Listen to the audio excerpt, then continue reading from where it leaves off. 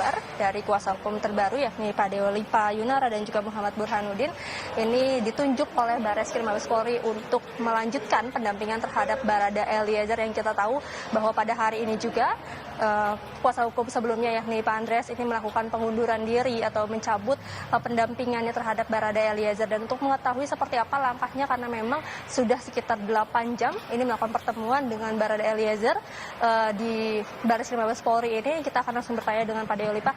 Selamat malam Pak Deolipa. Selamat malam.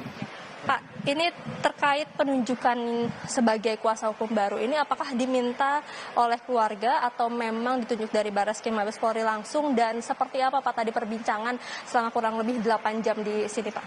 Ya, jadi to the point saja, saya Deolipa Yunara dan Pak Burhanuddin, kami ditunjuk oleh Barreskrim, dalam hal ini Barreskrim Mabes Polri, untuk menjadi kuasa hukum baru dari saudara Richard Eliezer Pudihang Lumiu.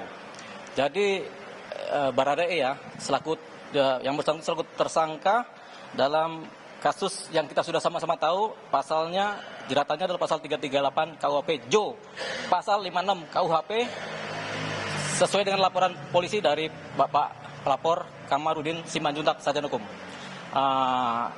Penunjukan ini tentunya dalam kaitan karena pengacara terdahulu telah mengundurkan diri.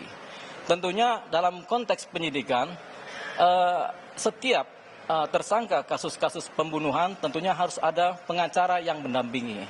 Oleh karena waktu dan untuk kepentingan pro justisia, maka kami ditunjuk untuk mendampingi secara langsung tersangka yang kita sebut dengan Baradae ini sebagai kuasa hukum yang bersangkutan.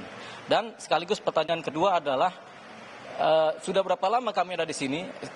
Kami ada di sini sejak jam 1 atau jam 2 siang. Kami sudah di sini dan kami langsung bertemu dengan Baradae. Kita berbicara banyak, kemudian banyak cerita-cerita yang dibuka yang dia alami, yang secara faktual bagi kami ini adalah merupakan kunci dari persoalan di mana dia akan kami anggap sebagai saksi kunci. Mengingat dia adalah saksi kunci, tentunya kita juga harus menjaga saksi ini, melindungi saksi ini. Bagaimana caranya? Tentunya ada lembaga yang namanya Lembaga Perlindungan Saksi dan Korban. Tentunya kami akan segera as soon as possible setelah ini clear, kami akan mencoba mengajak Baradae atau kami mengajukan permohonan melalui formulir kepada LPSK supaya yang bersangkutan dilindungi karena beliau adalah kita anggap dia adalah saksi kunci dalam perkara ini. Berarti terkait akan pengajuan terhadap LPSK ini dari Barada Eliezer sendiri memang sudah memutuskan ingin menjadi justice kolaborator atau seperti apa Pak? Tentunya kita tadi berdiskusi ya, kita bertiga dengan yang bersangkutan, ya sudah. Kalau memang saya adalah saksi kunci, saya juga minta perlindungan supaya saya nggak kenapa kan. Kami juga begitu. Sudah kalau gitu kita jaga beliau. Tapi kami berdua nggak bisa menjaga karena kan ya kami kan kadang di luar, kadang di dalam kan begitu dalam bekerja kan. Ya, makanya ada lembaga yang lebih berhak yaitu LPSK tadi. Jadi kami akan mengarahkan yang bersangkutan bersama kami tentunya sebagai kuasa hukumnya untuk mengajukan permohonan perlindungan saksi. Supaya yang bersangkutan bisa membuka apa adanya, menjadi terang ini cerita yang tadinya gelap, jadi samar-samar, menjadi abu-abu, kemudian mulai menjadi putih, dan sekarang mudah-mudahan terang. Setelah terang inilah baru semua persoalan bisa kita lihat secara jernih. Jadi tidak mengira-ngira lagi masyarakat atau publik. Jadi kepentingannya adalah kita ke LPSK minta perlindungan saksi. Selain minta dan bersedia untuk menjadi justice kolaborator, apa saja tadi yang diinfokan dari Barada Eliezer? Mungkin sudah ada hal-hal yang diungkapkan dari pertemuan selama kurang lebih 8 jam ya. Dan diskusinya? Tentunya konsultasi tadi kan bukan pro justisia, tapi kan kita bertemu ya. Namanta ya, saya, beliau, Pak Burhanuddin dan beliau kan, Namanta kita bertemu. Kita melihat tidak cuma aspek hukum saja, tapi aspek kejiwaan yang bersangkutan, aspek psikologisnya. Tentunya kita mencoba dari hati ke hati dan memang kepada kami disampaikan secara terang benderang apa adanya apa yang terjadi.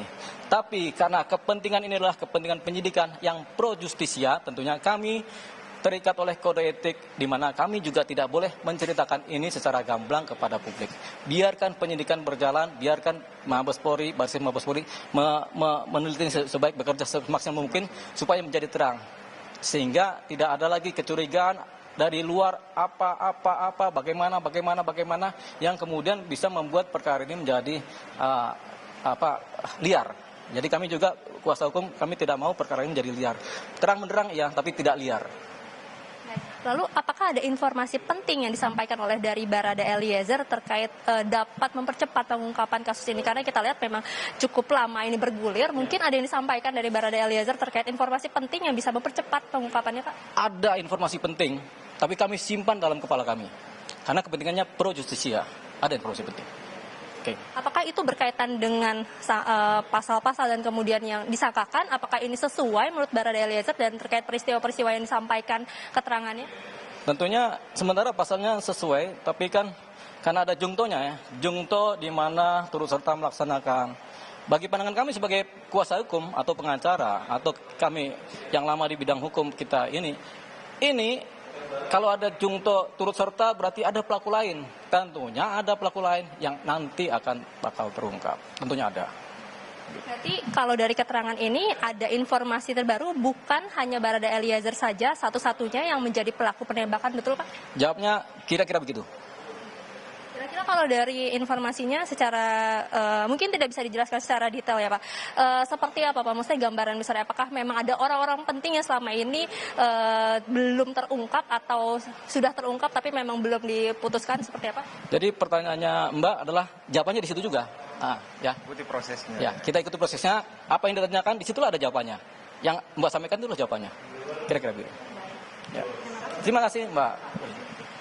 Ya, Sisko, tadi berikut adalah pernyataan dari kuasa hukum baru atau kuasa hukum baru dari Barada Eliezer, yakni Dua Lipa Yuniara yang menyebutkan bahwa akan melanjutkan proses hukum, akan membantu mendampingi Barada Eliezer dalam proses penyidikan dan juga proses pemeriksaan yang masih sampai saat ini berlangsung. Tadi kalau kami kutip memang dikatakan ada informasi penting tapi karena memang ini masih dalam proses penyidikan dan tidak dapat diungkapkan, tapi yang bisa digarisbawahi adalah Barada Eliezer bukan satu-satunya pelaku dalam kasus baku tembak yang terjadi pada awal Juli kemarin.